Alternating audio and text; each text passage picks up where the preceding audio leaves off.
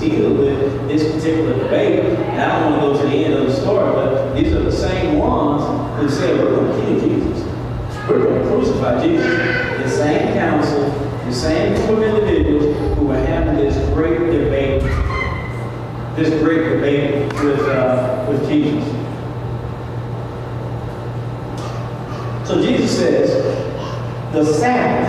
Now, what is the Sabbath? Okay, so we already got that down. We got that one. So the Sabbath, on one hand, you're telling me it's a day of the week.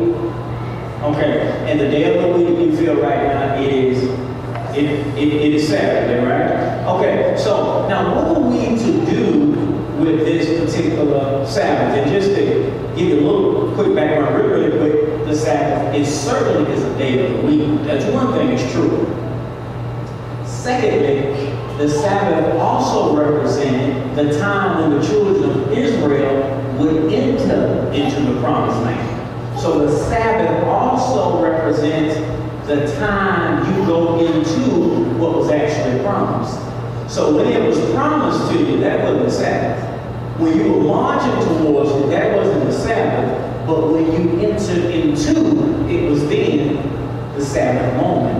And so they were working towards a Sabbath. And we work Sunday, Monday, Tuesday, Wednesday, towards a Sabbath, right? So that's two Sabbaths, right? And then the third thing that Sabbath represents and means, it means a time for all this work. You know, what we call life. It's hard just to live. Anybody got to identify with that? Well, it's just hard to be alive sometimes. So we're working towards entering into that great promised land. We're working to enter into that great day where we don't have to labor like we labor now. And that's that what? That's that eternal Sabbath. That's that eternal rest. And so as we study this Sabbath, I want you to see it from those three perspectives.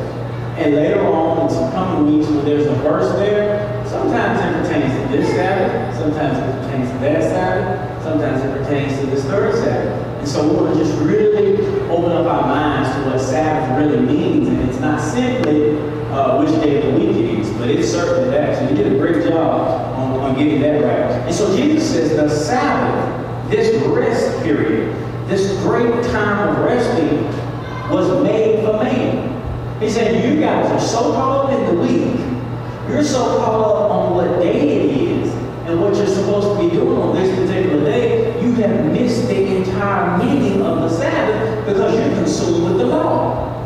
And see, the Word of God teaches us that the law of God, you can't separate the Spirit of God from the law of God. That you can't read this book without reading love in this book. You can't read this book without seeing God's patience.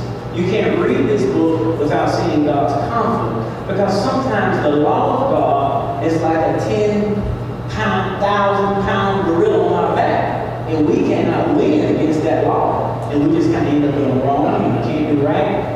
And so Jesus says, you guys have it wrong. Now we're going back to that Sanhedrin council. We talked about that there were two groups primarily represented on that council. One of them started with a P, one of them started with an S. One of them was the Pharisees and the other one was the Sadducees. Well, these individuals of the Pharisees, they were absolutely consumed with the law.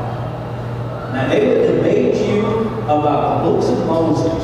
They understood those first few books of the Bible. Those first few books, that's all they have. They don't have all this other stuff. They didn't want the rest of that other stuff. And the New Testament, of course, wasn't even presented at that particular point in time. But they only dealt with those first few books of the Bible.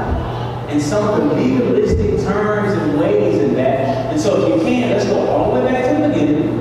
And let's look at Genesis chapter 1.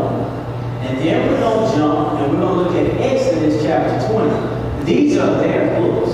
This is the Pharisees' documents, if you will. And they forget that Jesus is the Word of God. If somebody can't get in touch with these fans, though, if you look on there, it says stage fans